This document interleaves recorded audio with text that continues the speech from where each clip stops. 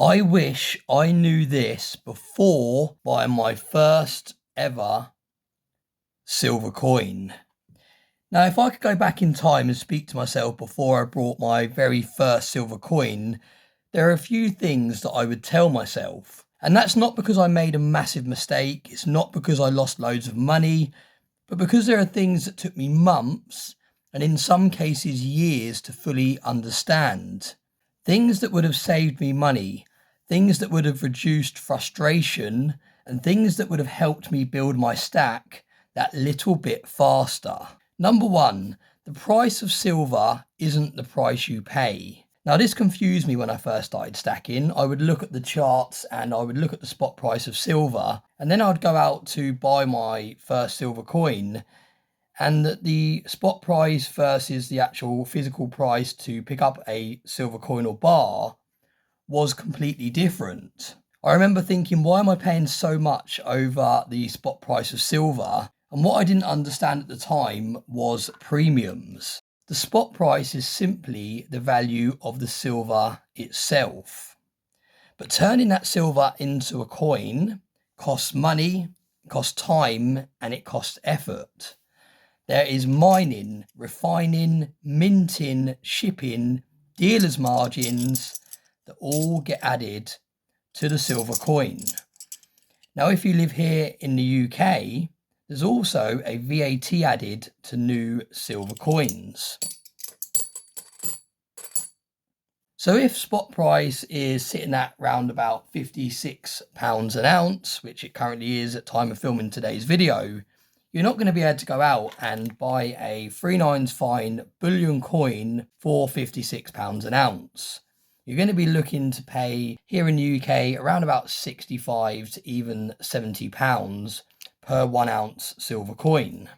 And that is because of all of those premiums factored in. So understanding premiums early on stops a lot of disappointment, because when you first start stacking, new stackers often focus on the spot price and they completely ignore that when you're buying something physical, it is going to be quite a lot over that current spot price.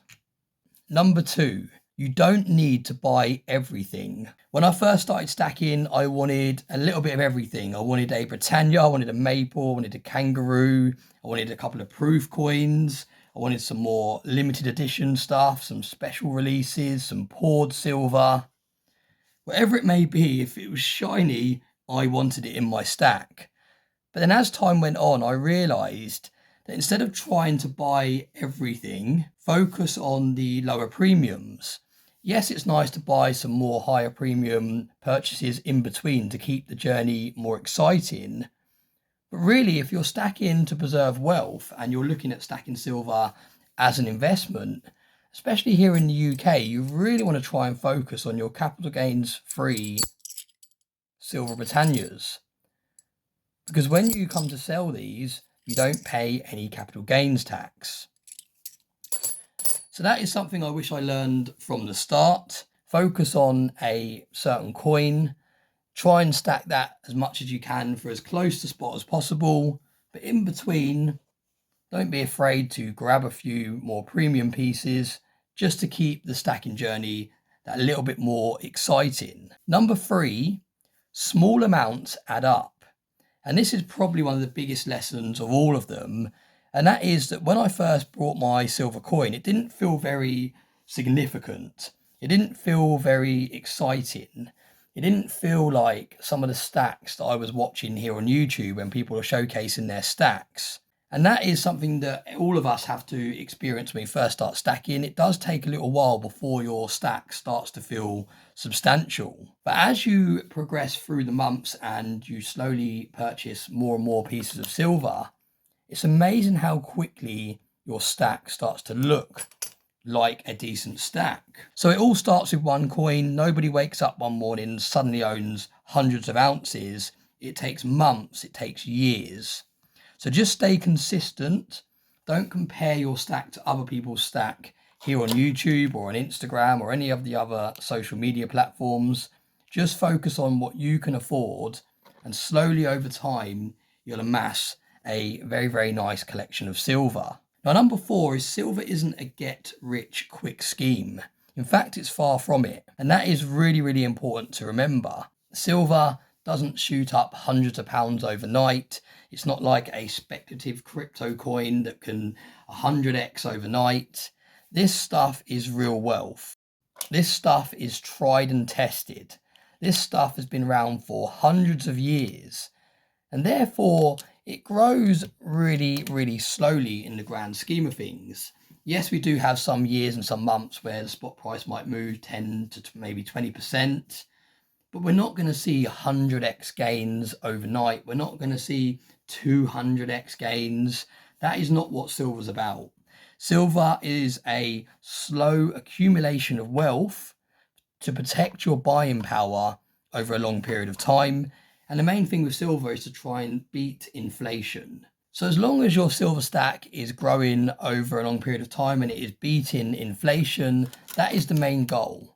It is not to get rich quick. It is to preserve your wealth over a long period of time and slowly build some real physical wealth that you can pick up and you can hold. Now, number 5 is storage matters sooner than you think. Some people think I'm going to wait till I get my first 100 ounces before I go out and pick up a safe. Some people think I'm not going to worry about where I store my silver until I get 50 ounces. But silver is very important to protect and store in those early days. I think even when you first buy your very first silver coin, it is very important that you have storage and security in mind. Don't leave it until your stack gets to a decent size, because let's face it, your stack might never get to a decent size if you haven't protected it properly. So whether you've got 1 ounce, 2 ounce, 5 ounce, 100 ounces, 500 ounces, really put a lot of time into working out where you're going to secure a safe, what type of safe you're going to buy, how you're going to split your stack across multiple stacks as it continues to grow. And these things really do need thinking about in those very early days, because a little bit of planning goes a long way. And also think about if you're going to store your coins in capsules, in boxes like this, whatever way you decide to store them, make sure that your coins are going to be protected, because you don't want to be spending your hard-earned cash and buying all this stuff to only have it either stolen or damaged over time. Now, number 6 is the community matters more than you think. When it comes to stacking precious metals, it's not like other investments that you can talk about when you're down the pub and you've got your stocks on an app and you can show your friends, oh, look at my portfolio, it's growing, and you can discuss it because the numbers are on a screen and no one can physically take that away from you because it's all linked to an app. Whereas with something physical, it's not something you can go down the pub and say, I've got 500 ounces back at my house, because that would be very risky and very silly of you to go around telling people in your everyday life about how much of this stuff you actually have inside your home. So that is why community is very important. Somewhere like Stackers Social, where there's like-minded people that have maybe a persona where they can have a different username versus their real name, where they can stay anonymous online. And that way you can actually share your pickups. You can talk about it with people that enjoy picking up the same sort of thing and investing in this stuff. And that is really important, because if you don't have a community around you, it is easy to lose that motivation. It does start to become a very lonely journey. If you've got no one to share your excitement with, especially if you're trying to show your partner or your children your latest pickups and they're like, yeah, whatever, they're not really that interested or excited about a purchase that you've just maybe spent a couple of £100 on. So that is where community really comes into it. It keeps that motivation. It gives you people to actually share your pickups with, and you can actually discuss it and enjoy the excitement through watching other people pick up silver when you're not able to. If you're going through a few months when you can't actually pick up any silver, you can go and see what other people are buying, and it still keeps it exciting whilst you're saving up in the background ready for your next purchase.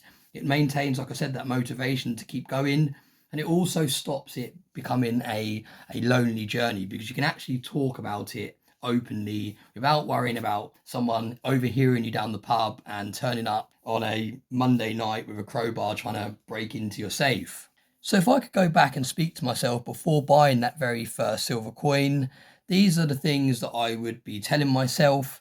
I'd be saying don't worry about building a huge stack overnight. Don't chase every single new release.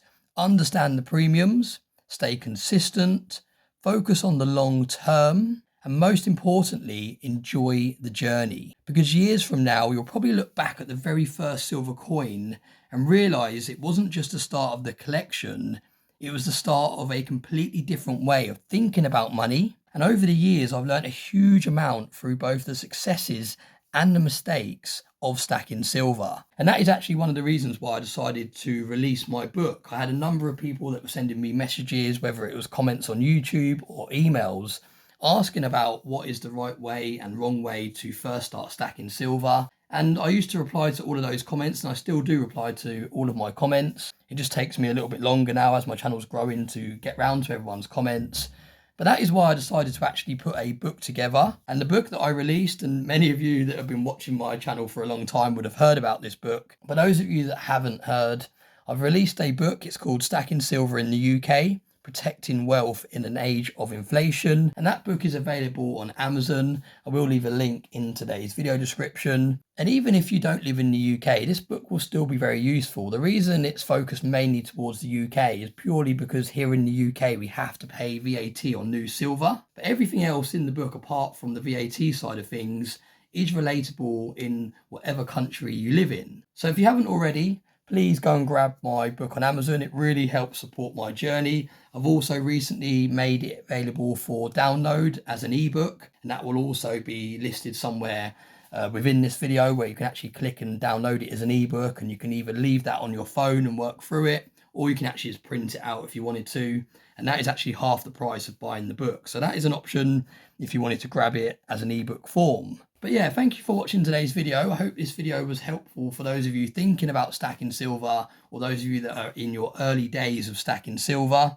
I would be really interested to hear in the comment section below what triggered you to first start stacking, or what triggered you to actually stumble across this video today. What triggered you to start looking into silver as an investment? Because there's more and more people nowadays that are actually looking for a physical way to preserve their wealth. I think people have had enough of these crypto apps and these stocks and shares apps and just seeing money on a screen. I think people really like going back to the old school ways of actually physically having something in their possession that they can pick up and actually hold that actually feels real. And I think that's one of the reasons why there's so many people now that are getting into stacking physical silver, because they want to actually feel their wealth. They want to actually have something tangible. They're sick to death of not actually owning anything now. When they go and they watch a film on Netflix, they don't actually have that experience like we used to, go into the Blockbusters or go into a shop and actually purchasing a DVD and having something physical, opening up the DVD and there's a little booklet inside, and actually taking the physical DVD out and putting it in the DVD player and actually feeling something, actually seeing what your money has brought you. Instead, you go on Netflix or Disney Plus or whatever video streaming platform you use, you click a film and you don't actually appreciate it as much because you're paying X amount a month to have this service. But ultimately, you're not actually owning anything physical.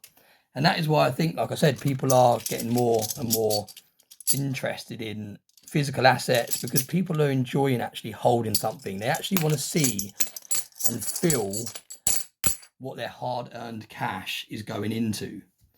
So yeah, thanks for watching. And like I said, please let me know in the comment section below what made you first start looking into silver as an investment.